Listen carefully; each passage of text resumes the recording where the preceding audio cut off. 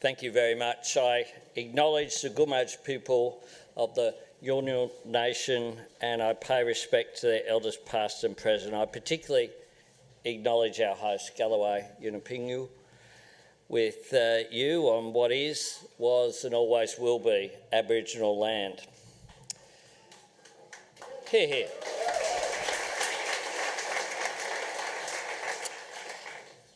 As we join together here each year at Garma, we are gathered in the cradle of this continent's international trade.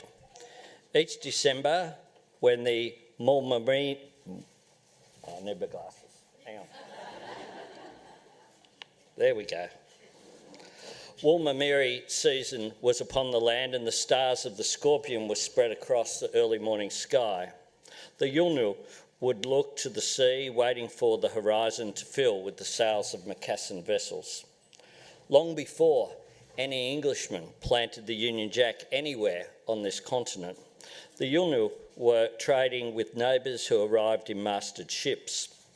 Things did not always go smoothly, but the trade flourished over centuries, the Macassans arriving with cloth and rice and knives, and eventually setting off home with cargoes of sea cucumbers. And the two peoples made their mark on each other.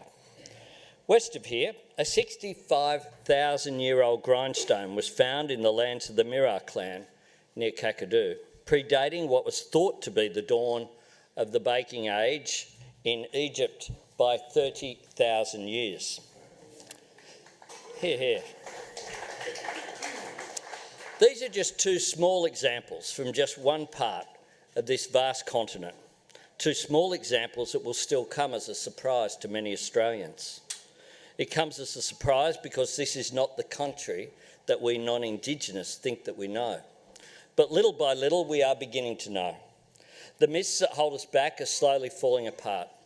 The misconceptions, the half-truths, the sheer wrong-headedness with which non-Indigenous Australia has so often regarded the original custodians of this continent are being shaken apart by a better understanding. As they crumble before the facts, there is a line that we hear repeated, the thin harvest from the education of so many generations of Australian school children. And that line is, why weren't we told before?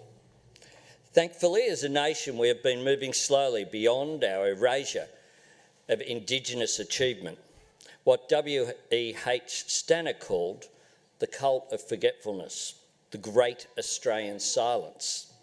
Look at Bruce Pascoe's extraordinary book, Dark Emu, which has done so much to shatter myths by looking at the knowledge we already had, but chose to bury along the way.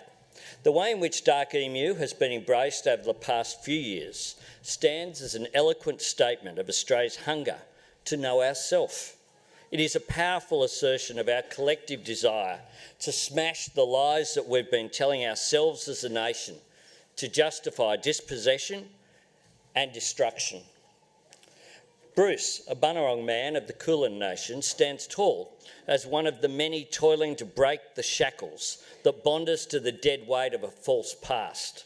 He blows away the dust of old textbooks and perceived knowledge to let us see again what the early Europeans saw: the crops, the towns, the villages, the carefully tended earth and the agriculture that sustained so many of the nations of our great continent. And who can say how many millions of people over more than 60,000 years, until they and an entire way of life were marginalised and the memory of them dimmed. But they were not dimmed entirely. The darkness of silence and the ignorance that gorges upon it is being broken with shafts of light. After the silence, there must come a voice, respect, a voice, one that will enlarge us as a nation, a voice which until it exists diminishes all of us. I recently attended the Welcome to Country in Federal Parliament House in Canberra. It was the first event I attended in that house as the leader of the Australian Labor Party.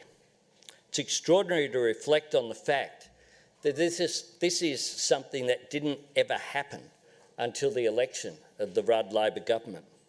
It is a ceremony that works as the most profound of two-way streets.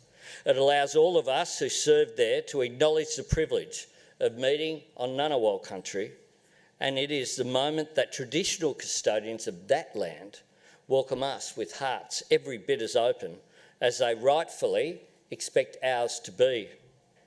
Instigating the welcome to Country in Parliament House was a step that was both modest but long, long overdue. But as Kev Carmody and Paul Kelly sing, from little things, big things grow. I repeat what I said in that welcome. The Parliament should do more than hear an Aboriginal welcome. The Parliament should also hear an Aboriginal and Torres Strait Islander people's voice. 45 times we have opened the Parliament in this country without a voice to Parliament for the First Nations of this great land. The 46th Parliament should be the last in which we do that. It is a desire that Uluru Statement from the Heart delivers in 14 words of unadorned power. And I quote, "We call for the establishment of a First Nations voice enshrined in the Constitution." Short, clear. With a voice in place, there can be truth-telling and there can be makarrata. Makarrata, the great Yolngu word, must resound throughout the land. So much is encompassed in its 4 syllables: conflict resolution, making peace after a dispute, justice, and the path to treaty. Within those 4 syllables dwells the hope of self-determination, something that has already been achieved to various degrees by First Nations people in New Zealand, Canada, the United States, the nations of Scandinavia, and many other nations. None of those places have, of course, achieved utopia. But when you look at the gaps in everything from health to justice to education, between the Indigenous and non-Indigenous populations there, they have left Australia behind. And when you compare life expectancies, the bare, harsh, unavoidable truth is that they have left us literally for dead. We cannot go on like this, but we can go forward. It is clear to me that enshrining that voice in the Constitution is what must come first. Australia's Constitution was written at a time of profound change. The men, and they were all men, who wrote it, had seen the world they'd known evolve. At their hands, a collection of colonies had become a nation. They had no reason to expect that the disparate, relentless forces driving that change would ever stop. That is why they did not set out to create a museum piece to be put behind a piece of glass and an ever-thickening layer of dust. They created a living document. They designed the Constitution to be enduring, but not to be unchanging. To future generations, they gifted the mechanisms for change.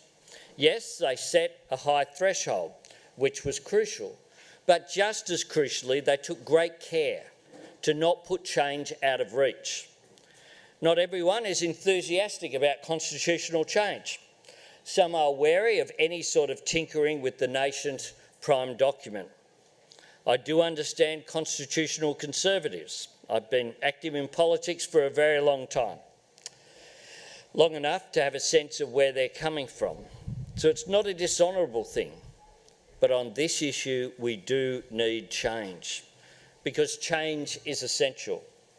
Our Constitution, as it was originally written, did not embrace all Australians.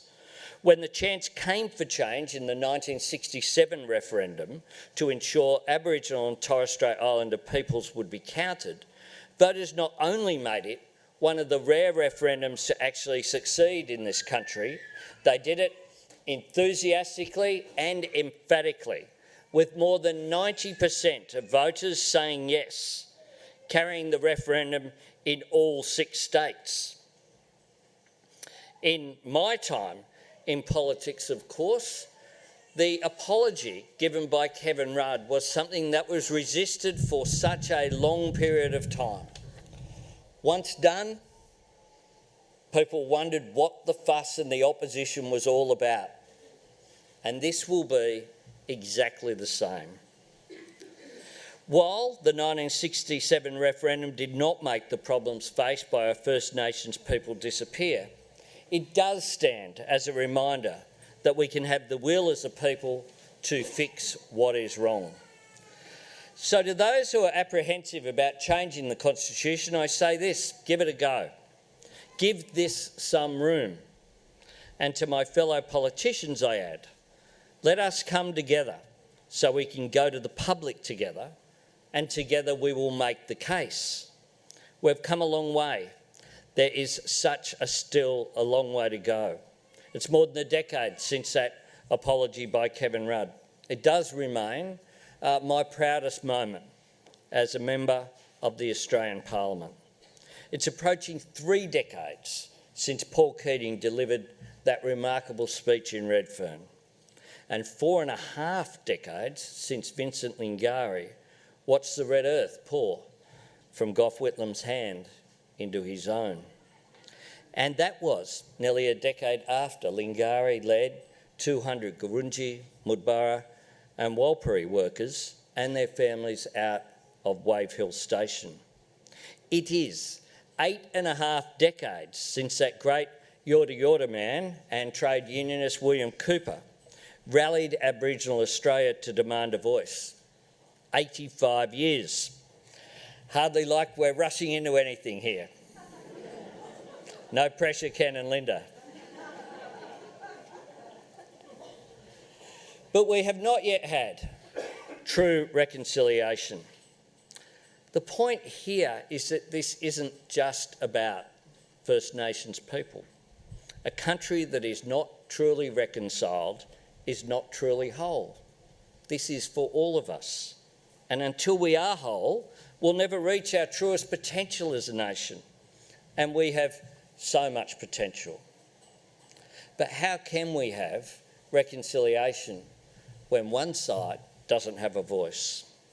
The voice is the bedrock upon which we must build. I'll take the fight to the government on a range of issues, and we're having a few at the moment. But on this, we must work together. And I make no apology for putting out a hand of friendship to the government and saying, be positive, let's get this done in this term together. Because we know that bipartisanship has been a precondition for successful constitutional reform in our history. I'm encouraged by the tentative moves towards constitutional change by the Minister for Indigenous Affairs who addressed us this morning. I just hope he gets the support that he needs and deserves from his colleagues. I'm quite frankly encouraged by the epiphany experienced by Barnaby Joyce. Not a sentence I expected to say.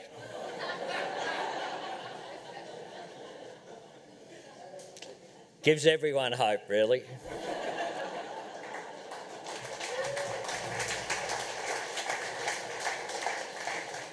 But Barnaby, of course, was part of the chorus, pushing the myth that the Voice somehow was a third chamber in Parliament.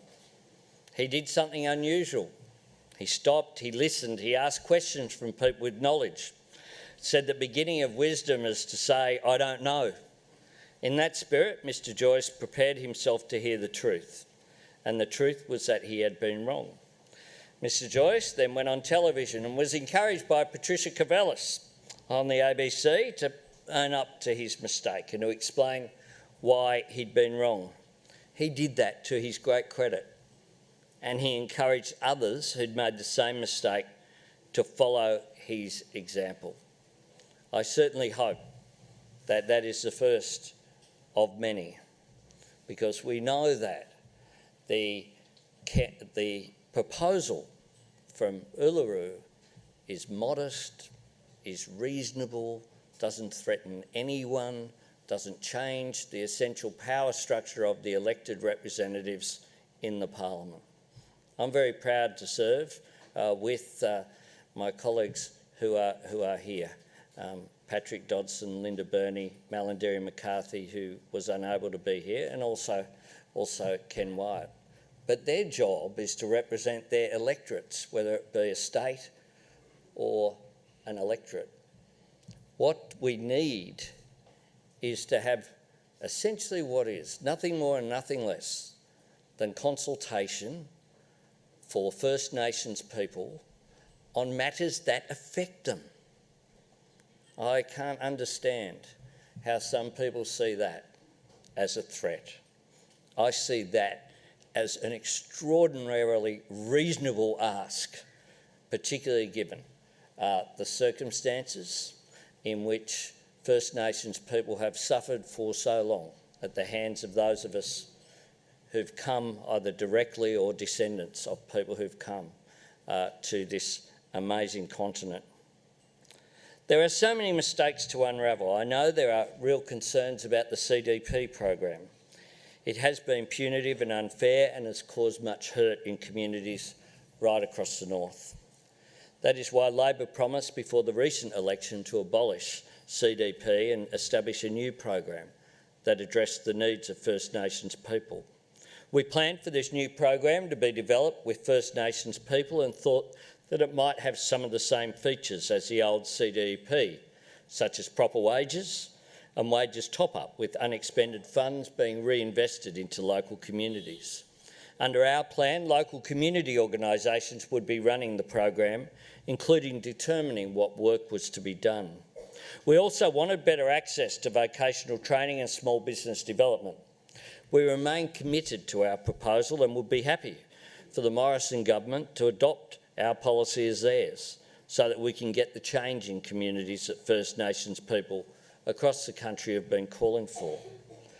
Let's face it, the government and all of us need to be doing something to balance the ledger, not least in our host country, where in 1963 the government handed over 300 square kilometres of Yolngu land to bauxite miners.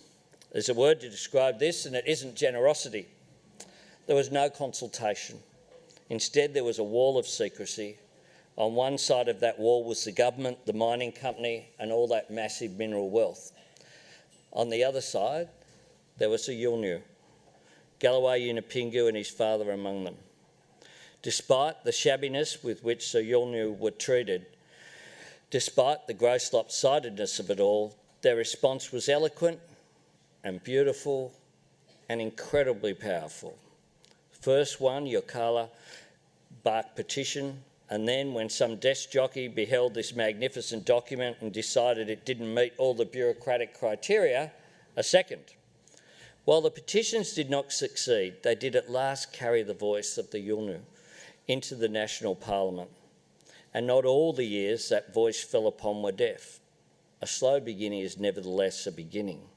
The rest of Australia must come together to acknowledge the patience, generosity and persistence of First Nations people and their wishes, including the nature of future agreements with them that was made so clear in the Uluru Statement. So to the Yolngu and all the First Peoples, I say you have been more than patient. As befits people whose ancestors redefined tenacity, their customs and culture and language surviving through a period so immensely long that it literally saw the very shape of Australia physically change. You have been patient beyond all ordinary comprehension. But your patience has been tested long enough. I know you've had more than your fill of politicians coming, making statements, heading south, and then forgetting about the commitments that were made. I know you've had well and truly more than enough of hearing Balanda, talking with Balanda about your people. None of this is the way to a voice. None of this is the way to the truth. None of this is the way to Makarrata. But there is a way. I want a voice and truth and then treaty to be part of our nation's journey, part of our national life. And as I've said before, it's not just about respect and redress. It's about progress and change. It's about moving out of the darkness and into the light. As Galloway Yunupingu said, at Uluru we started a fire we hope burns bright for Australia. We stand tantalisingly close to the cusp of something new, not the reinvention of Australia, but the realisation of a greater one, a country drawing into its heart the many strands of our First Nations people, in the eternal understanding that together we are all stronger. It would be the ultimate fulfilment of that most Australian of instincts, the fair go. More than anything, it would be right. It would be just. The silence is behind us. Let us now hear the voice. Thank you. Mark.